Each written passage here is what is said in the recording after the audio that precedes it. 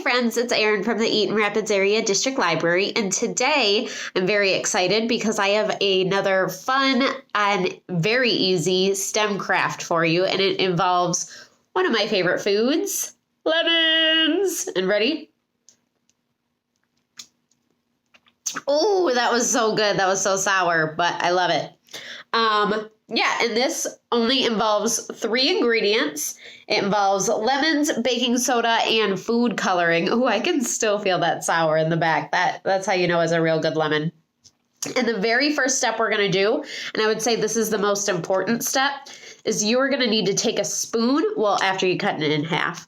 You're going to need to take a spoon, and you are just going to need to kind of get in there and get it all messy. This is why I have a tray. And you're just kind of going to need to get in there and get all that lemon juice flowing. Because this is what's going to make it very volcano-y. So once you feel like you've done it enough, now it's time to put in our food coloring.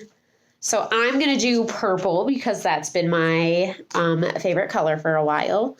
So I'm going to put purple, but feel free to, have some fun with it and mix up some colors. And then we just add some baking soda and let's see what happens.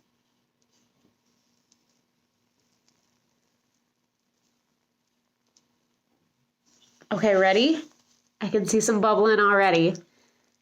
And some purple.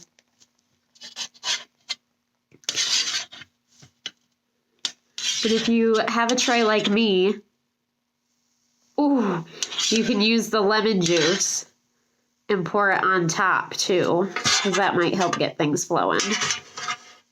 Because it's really the lemon juice. Ooh, you see that?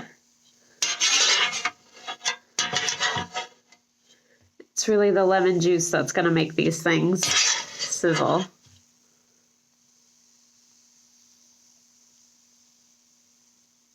But how cool is that?